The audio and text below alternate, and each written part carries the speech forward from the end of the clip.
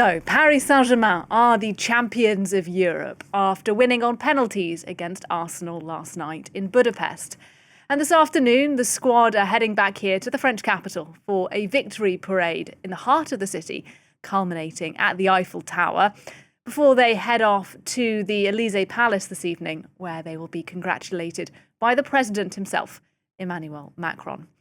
Well, in a moment, we'll talk about what's ahead this afternoon. But first, let's get a sense then of the mood here in Paris last night and in Budapest, where, as I say, that final was played.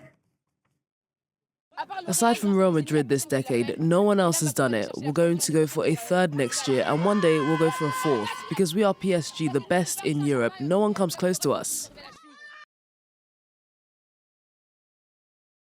It was an incredible game from the beginning to the end. It was full of emotion, and I think it's a huge milestone in our history right now because it's the first time that we do the back-to-back. So we are super happy.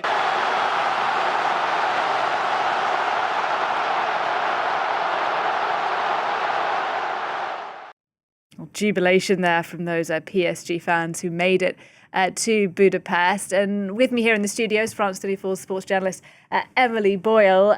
Emily, let's talk about the match itself then before we look at what's coming up this afternoon. Quite a slow 90 minutes, wasn't it, before it went to penalties? What did you make of it overall?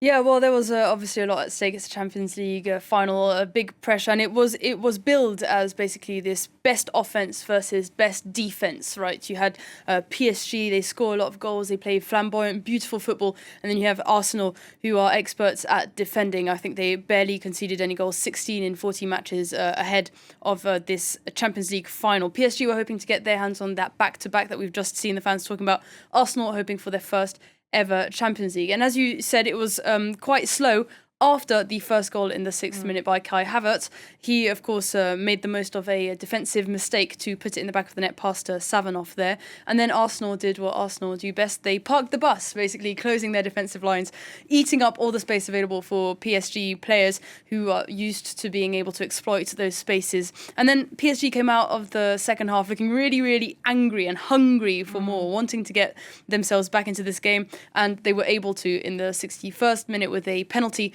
that was converted by Dembele, of course, Ousmane Dembele, Ballon d'Or. And then, as you said, it was pretty slow until the 90-minute mark. And in extra time, they both looked so knackered. And that was when it was interesting to talk about the way that these two managers managed their changes, because you had Arsenal's Mikel Arteta, who got in a lot of players quite early in. So they started making changes in around the 70th minute.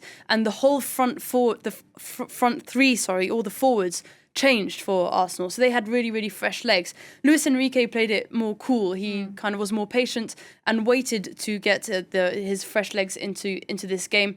And it wasn't that made a difference in the end, because it went to those penalties, as you said, quite an excruciating end to a Champions League final. And then it just came to that last missed penalty by Gabriel, and the champions were Paris Saint-Germain for their back-to-back titles. So yeah, quite an interesting final in the sense that it went to penalties and there was all that drama.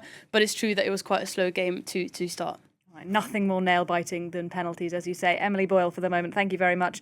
Indeed, we will have much more for you throughout the afternoon. We are waiting for the Paris Saint-Germain team to touch down here in Paris for the celebrations.